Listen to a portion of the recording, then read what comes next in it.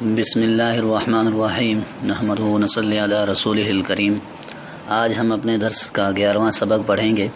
حدیث مبارک ہے یبعث کل عبد علی ما مات علیہ، کہ ہر بندہ اسی حالت پر اٹھایا جائے گا جس حالت پر اسے وفات ہوئی ہوگی، اس کی وفات ہوئی، انتقال ہوا تو اسی حالت پر اسے اٹھایا جائے گا۔ مطلب شہید جس حالت میں شہید ہوا ہے کل اسی حالت میں وہ آ رہا ہوگا، تو جو آدمی جس حالت میں فوت ہوا ہے اس کو اسی حالت میں اٹھایا جائے گا۔ تو اس لیے اللہ رب العزت سے اچھی موت مانگنی چاہیے کہ اللہ مسجد میں سجدے کی حالت میں موت دے، بری حالت بری کیفیت میں موت سے بچا، اس طرح کی دعائیں کرنی چاہیے۔ دعا ہے کہ اگر کھانے کے درمیان میں بسم اللہ پڑھنا بھول گیا تو پھر یہ دعا کھانے کے درمیان میں پڑھ لے، بسم اللہ اولہ و آخرہ۔ آگے عقیدہ بیان فرمایا۔ اس عقیدے کا یعنی جو بیان کیا جا رہا ہے اس کا تعلق بھی ما قبل سے ہے، ربط ہے اس کا، کہ آپ صلی اللہ علیہ وسلم اللہ تعالیٰ کے آخری نبی اور رسول ہیں۔ آپ صلی اللہ علیہ وسلم کی شریعت اور کتاب گزشتہ تمام شریعتوں اور کتابوں کے لیے ناسخ ہے، یعنی اس شریعت اور اس کتاب کے آنے کی وجہ سے پچھلی ساری شریعتیں منسوخ ہو گئی ہیں، اب ان کا حکم نہیں چلے گا، اب چلے گا تو پیارے پیغمبر صلی اللہ علیہ وسلم کی شریعت اور قرآن کریم چلے گا۔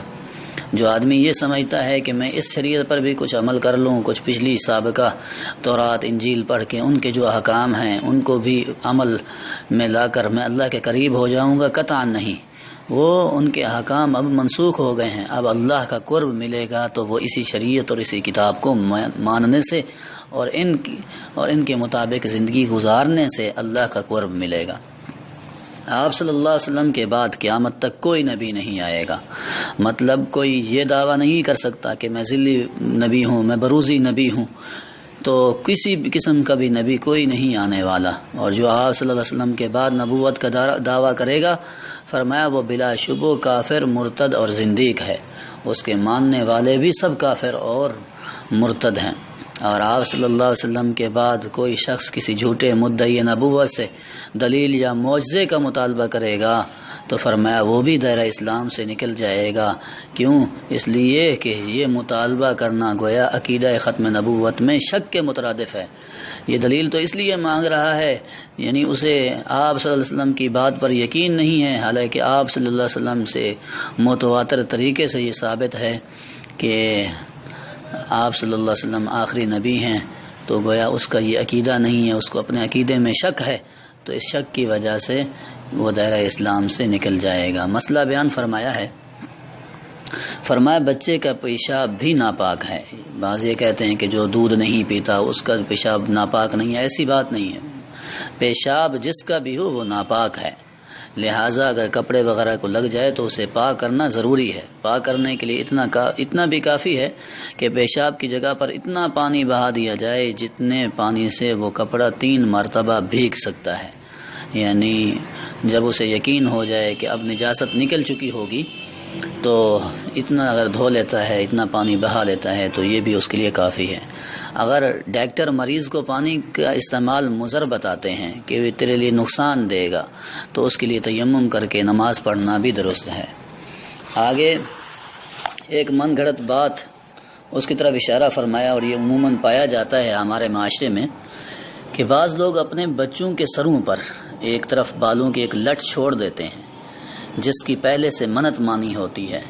اس طرح بعض لوگ کسی بزرگ یا دربار کے لیے منت مان کر اپنے بچوں کے ناک یا کان وغیرہ میں سوراخ کرا لیتے ہیں۔ اس طرح کی بعض دوسری حرکتیں بھی درباروں اور مزاروں کے حوالے سے سر انجام دی جاتی ہیں، نظر آتا ہے معاشرے میں۔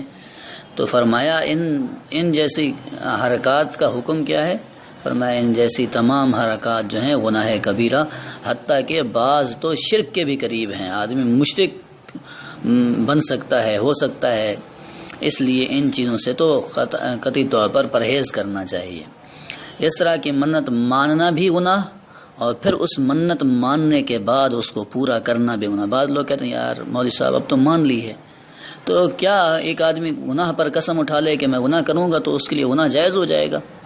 اگر بھائی منت مان لی ہے تو گناہ کی مانی ہے، تو اس سے تو بچنا چاہیے، اس لیے فرمایا کہ منت اگر مان لی تو بھی تو وہ گناہ تھا، تو اس کے لیے بجائے پورا کرنے کے اس سے توبہ اور استغفار کرے۔ اللہ عمل کی توفیق عطا فرمائے۔